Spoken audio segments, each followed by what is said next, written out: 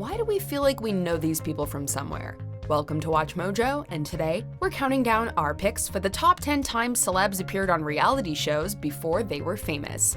For this list, we'll be looking at various famous people who appeared on a reality series before striking it big and becoming household names. We'll be including various types of reality shows, including traditional reality TV and competition franchises like American Idol.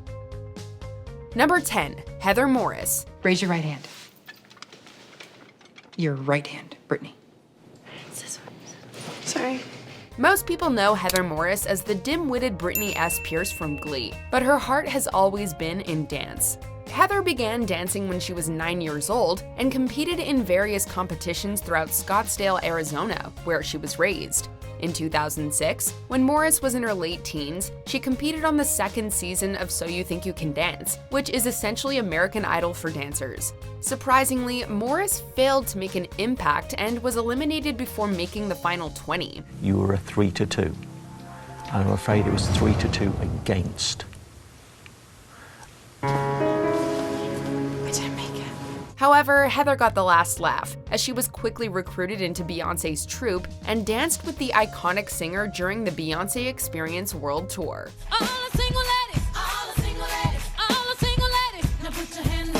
Number 9, Kurama Brown. Kurama is now known as the culture expert on Netflix's Queer Eye. See, you're seeing a fat, ugly old man. We're not seeing that. Okay. 57? 57. That's not old. You do know that, right? That's true. But long before he popped up on the streaming service, he was making TV history. In 2004, Kurama became the first openly gay black man to appear on reality TV when he starred in The Real World Philadelphia.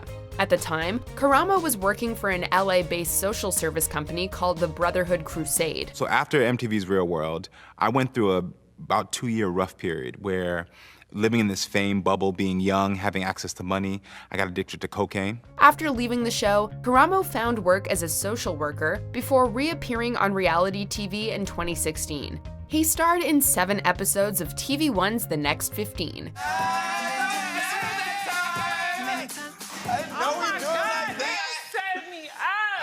Doing it like that. Kurama isn't the only celebrity to come out of the real world, as actress Jamie Chung starred in The Real World San Diego in 2004.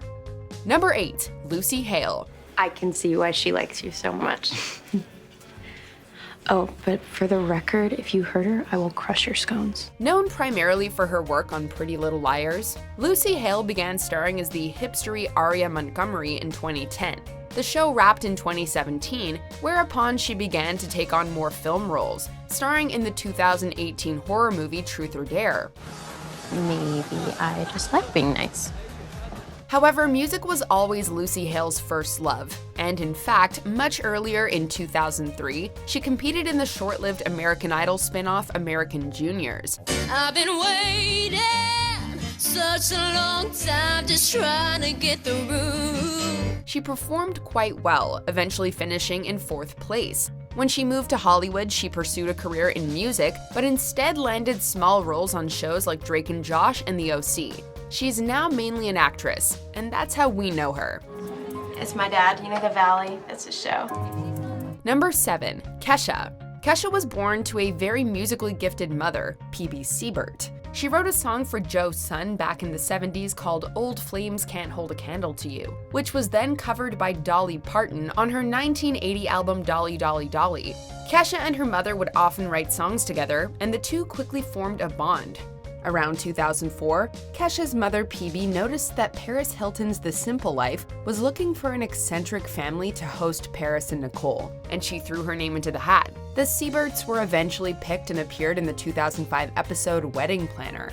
Kesha eventually sang backup vocals on Paris Hilton's song Nothing in This World before signing with RCA and finding her own success. We're tearing it apart, apart. You know we're superstars. We are who we are. Number 6, Laverne Cox. What you got between your legs is your business, and what I got is mine. Laverne has broken a ton of ground for transgender advocacy. She's the first openly transgender person to be nominated for a Primetime Emmy, thanks to her work on Orange is the New Black. She's also the first transgender person to play a transgender character on network TV, and the first openly transgender person to appear on the cover of Time. Before staking her claim in history, though, Laverne was a contestant on VH1's I Wanna Work for Diddy, which saw people competing for a job with P. Diddy. So just, I was just let go from Bad Boy. I won't be working for Diddy, but I still feel gorgeous. I don't know if I look my best. My weave is kind of busted. I guess when your weave gets busted, it's time for you to go. She also produced and starred in her own VH1 series called Transform Me, which saw female contestants receiving makeovers from 3 trans women. Number 5, Cardi B. I'm the hottest in the street. Know you probably heard of me. Got a bag and fix my teeth. Hope you know it ain't cheap. And I pay my mama bills. I ain't got no time to chill. Cardi B broke onto the mainstream in 2017 thanks to the #1 single Bodak Yellow, which appeared on her critically acclaimed album Invasion of Privacy, and featured another chart topper in I Like It. She was also a successful featured artist, having rapped on the top 5 singles No Limit, Finesse Remix, and Girls Like You. But long before that, Cardi worked as an exotic dancer and found some popularity through her viral Vine and Instagram videos. This possibly led to her stint on VH1's Love and Hip Hop New York. You know what? A girl have beef with me. She gonna have beef with me forever. She was the main star of the 6th and 7th seasons, which spanned from December 2015 to February 2017. Bodak Yellow was released the following June, and the rest is history. Number 4, Beyoncé. 1, 2, 3, 4. Let's get. Before she was the world's biggest pop star, Beyoncé was just another girl from Houston. She quickly gained an interest in music and met Latavia Roberson while auditioning for a girl group. Beyoncé, Roberson, and Beyoncé's friend Kelly Rowland were subsequently placed into a group called Girls Time, which attracted the attention of producer Arnie Frager. Frager brought them to California and put them on Star Search, which was sort of a predecessor of America's Got Talent.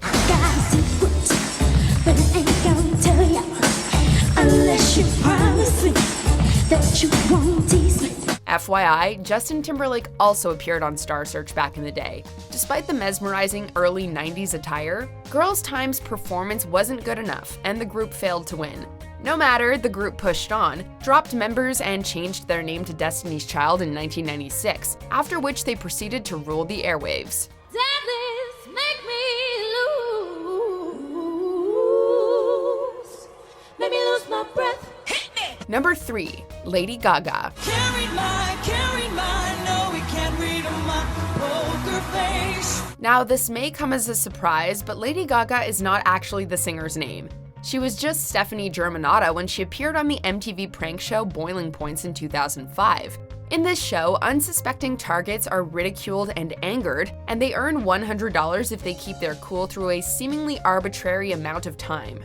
Stephanie was eating at a restaurant and had her food taken away during a phone call, and when she asked for it back, it returned coated in garbage. She did not keep her cool. Who puts that in their mouth? Did you put that in your mouth? Lady Gaga also appeared in an episode of The Hills when Lauren helped her with a wardrobe malfunction before an Interscope Records event. I got it. You got it? Okay, yeah. Oh my gosh! Yay! You ready to go? Here you go. Good luck. Thank you. Number 2, Emma Stone. As a child, little Emily Stone knew she wanted to be a performer. She just didn't know what to do. She had a passion for acting and appeared in countless youth theater productions as a child. However, she also had an interest in sketch comedy and performed in a Phoenix-based improv troupe. She also showed some love for music, and after dropping out of high school and moving to Los Angeles, she appeared on the VH1 talent competition show In Search of the New Partridge Family. Hate the world today. So good to me, I know, but I can't change.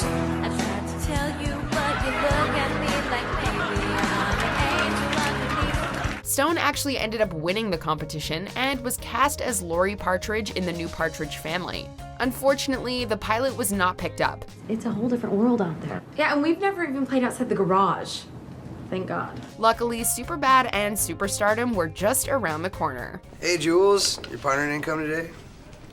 It's kind of a personal question. What? Nothing. It's my attempt at humor. It was just... Before we unveil our number 1 pick, here are a few honorable mentions. Elizabeth, the tribe has spoken. time for you to go. Goodbye. I'm Annalie. I'm 19 years old. You used to figure skate? I was a competitive figure skater. We're getting closer to the spots. My hands go, spin it out. So good, I'ma knock it out. Before we continue, be sure to subscribe to our channel and ring the bell to get notified about our latest videos. You have the option to be notified for occasional videos or all of them. If you're on your phone, make sure you go into your settings and switch on notifications. Number 1. Jon Hamm. Hamm was a bit of a latecomer to stardom, as he was 36 years old when Mad Men premiered in July of 2007. Yeah, I heard about that. But it certainly wasn't from lack of trying. Hamm moved to Los Angeles in 1995 and found work as a contestant on a dating show called The Big Date. Jon Hamm is next. He's 25 years old. He's a waiter. Jon Hamm, ladies and gentlemen. Hi, Jon. Not much is known or remembered about the dating and relationship reality television series, aside from the fact that a mid-20s Jon Hamm appeared on it. Not only did he lose the competition, but he was eventually dropped by the William Morris agency for not finding any gigs. Luckily, his role as Burt Ridley on Providence prevented him from quitting acting, and he eventually landed one of the most iconic roles in television history. You had me worried. I don't know if you were drunk or not drunk, but that was inspired. For the record, I pulled it out of thin air, so thank you up there. Do you agree with our picks? Check out this other recent clip from WatchMojo, and be sure to subscribe and ring the bell to be notified about our latest videos.